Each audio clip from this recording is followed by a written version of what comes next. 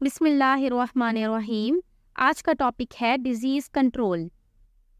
Diseases को control करने के लिए आम तौर पे 3 तरह के एक्शंस लिए जाते हैं और वो 3 एक्शंस हैं preventive measures, vaccination and immunization, drug treatment and gene therapy. तो सबसे पहला है प्रिवेंटिव मेजर। प्रिवेंशन का मतलब होता है बचाव, किसी चीज़ को होने से रोकना। तो बीमारियों के खिलाफ हिफाजती तदाबीर इख्तियार करना कि वो बीमारियां हो ही ना, उससे प्रिवेंशन इख्तियार करना प्रिवेंटिव मेजर्स में आ जाता है। The advances in biological sciences have provided us information about the causative agents of the diseases and their mode of transmission. Biology की फील्ड में अब जो इतनी तरक्की हो चुकी है, उसकी वजह से हमें तकरीबन अब हर बीमारी के मुतालिक पता चल चुका है कि वो बीमारी होती कैसे है और फिर वो आगे कैसे फैलती है, और इसलिए अब हम हिफाजती तदाबीर आराम से इख्तियार कर सकते हैं। जैसे कि for instance the ads acquired immunodeficiency syndrome is caused by HIV। जैसे कि एड्स ये एक बीमारी है, ये HIV ह्यूमन इम्यूनोडेफिशिएंसी वायरस की वजह से होती है, और ये वायरस सेक्सुअल कांटेक्ट के ज़रिए, ब्लड ट्रांसफ्यूजन यानी किसी को ब्लड डोनेट करने के ज़रिए से, और कॉन्टेमिनेटेड सिरिंजेस, कॉन्टेमिनेटेड मतलब आलूदा, पॉल्यूटेड जो गंदे हों, कॉन्टेमिनेटेड सिरिंजेस वगैरह इस्तेमाल करने से भी ये वायरस एक दूसरे में ट्रांसफ़र हो जाता है। तो इसके लिए प्रिवेंटिव मेजर्स यही है कि हमें सर्जिकल इंस्ट्रूमेंट्स साफ सुथरे इस्तेमाल करने चाहिए, और सिरिंजेस, नीडल्स ये भी हर पर्सन के लिए न्यू लेनी चाहिए। इसी तरह से हेपेटाइटिस के बारे में लिखा गया है, hepatitis is caused by H virus.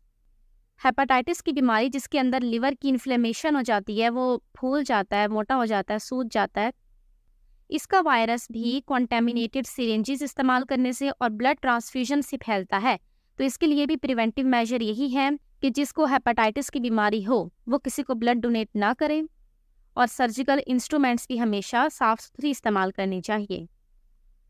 दूसरा मेथड है वैक्सीनेशन और इम्यूनाइजेशन का। वैक्सीनेशन भी एक तरह का प्रिवेंटिव मेजर ही है, ये भी बीमारी से बचने का तरीका है, लेकिन ये ज़रा एडवांस्ड लेवल का है।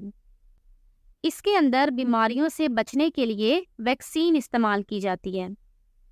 किताब से पढ़ने से पहले हम कुछ अहम बातें समझ लेते हैं। वैक्सीन क्या होती है?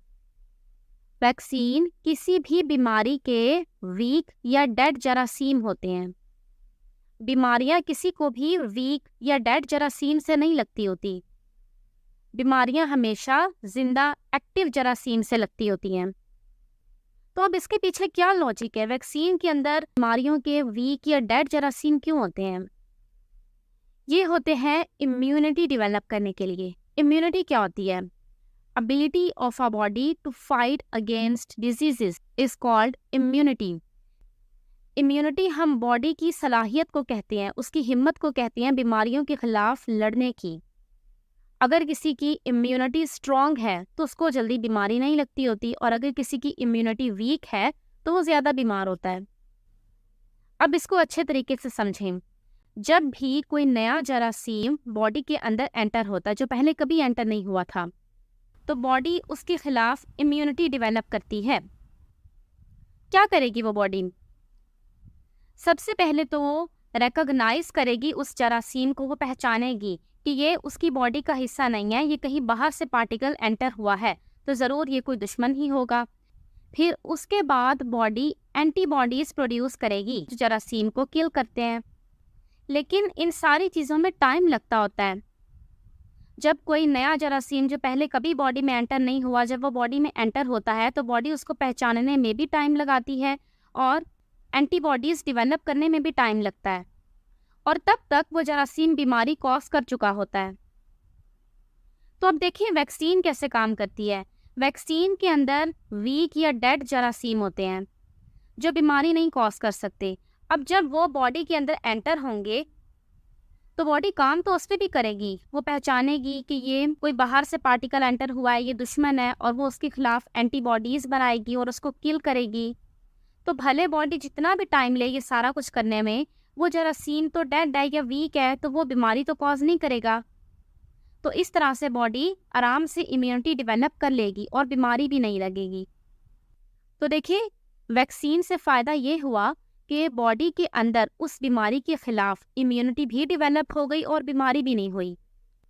अब अगर बाय चांस रियल वायरस, वही वाला जो हमने वैक्सीन के ज़रिए वीक या डेड इंजेक्ट किया था बॉडी में, अगर बाय चांस वो रियल वायरस, एक्टिव वायरस अगर एंटर हो गया बॉडी में, तो कोई मसला नहीं होगा, क्योंकि बॉडी उसके खिलाफ इम्यूनिटी तो पहले से ही डेवलप कर चुकी थी। तो वो उस पर फ़ौरन से अटैक कर देगी और कोई बीमारी नहीं लगेगी। तो ये है वैक्सीन के पीछे छुपा लॉजिक। बुक से देखने से पहले 2 टर्म्स और समझ लें। वैक्सीनेशन क्या होती है और इम्यूनाइजेशन क्या होती है। बॉडी के अंदर वैक्सीन को इंजेक्ट करने का प्रोसेस वैक्सीनेशन कहलाता है। जैसे अगर मैं कहती हूँ कि मेरी पोलियो वैक्सीनेशन हो चुकी है, इसका मतलब है कि पोलियो की वैक्सीन मेरे अंदर इंजेक्ट हो चुकी है। और इम्यूनाइजेशन क्या होती है? बॉडी के अंदर इम्यूनिटी डेवलप होने का प्रोसेस इम्यूनाइजेशन कहलाता है। तो जब भी हम कोई वैक्सीन लगवाते हैं तो उससे हमारी इम्यूनाइजेशन होती है, यानी हमारे अंदर इम्यूनिटी डेवलप हो जाती है। Many diseases such as polio, whooping cough, measles, mumps, etc. can easily be controlled by vaccination or shots. Vaccination को ही शॉट्स कह रहे हैं। तो इन सारी बीमारियों को, जैसे कि पोलियो में माजूरी हो जाती है, वूपिंग कफ, इसमें बहुत सीवियर किस्म की खांसी लग जाती है और सांस लेते वक्त अजीब सी आवाज़ भी आती है। मीजल्स होता है खसरा। मम्प्स के अंदर जो जबड़े होते हैं और जो माउथ के अंदर ही स्लेवरी ग्लैंड्स हैं, उनकी स्वेलिंग हो जाती है, वो फूल जाते हैं।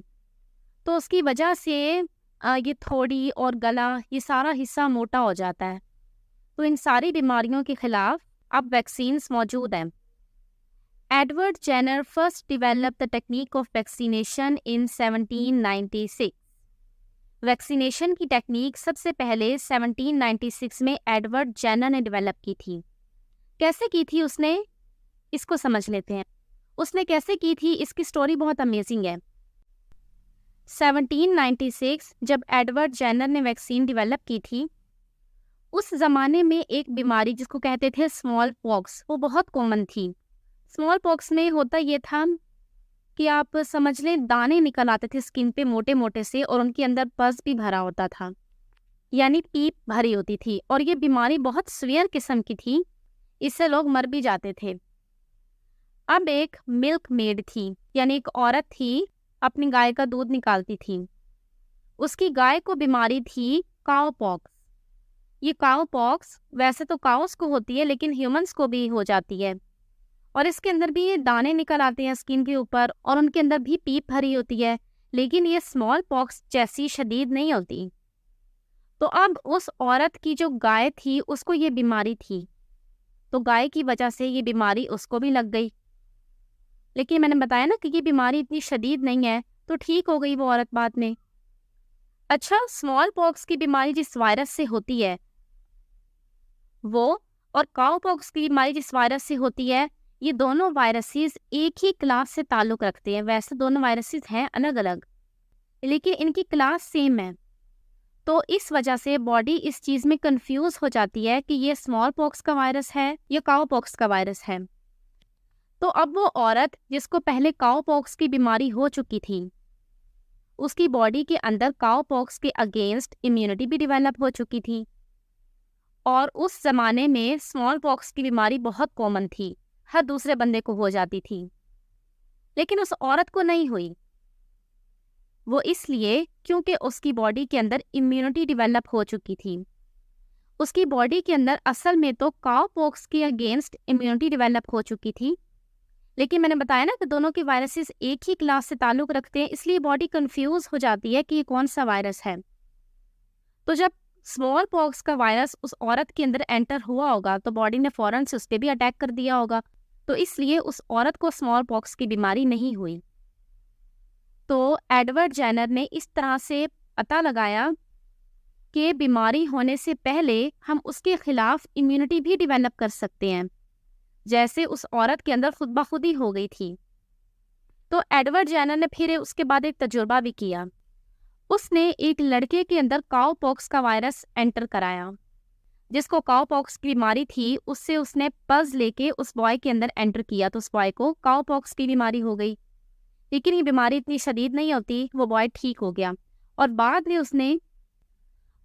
में उसने उस बॉय में स्मॉल पॉक्स का वायरस एंटर कराया, तो उसको नहीं हुई स्मॉल पॉक्स की बीमारी।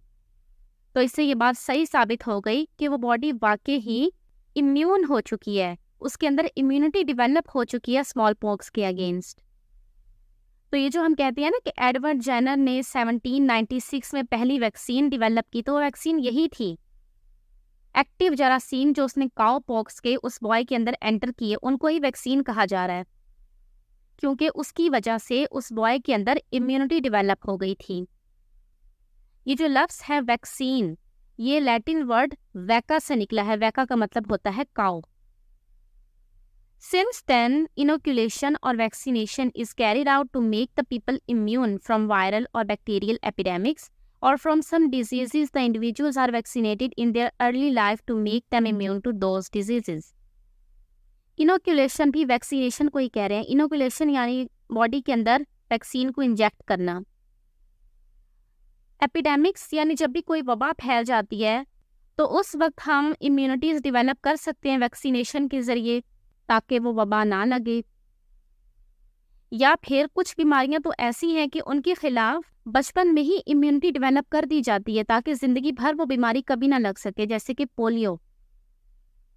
It is claimed that smallpox has been totally eliminated from the world by using this method. Vaccine के जरिए अब दुनिया से स्मॉल पॉक्स की बीमारी मुकम्मल ख़त्म हो चुकी है।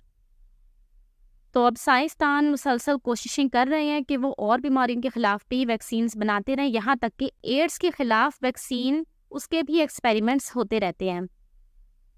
बीमारियों के अगेंस्ट हम जो लास्ट एक्शन ले सकते हैं, ड्रग ट्रीटमेंट और जीन थेरेपी, वो अगले लेक्चर में देखेंगे। अस्सलामु अलैकुम।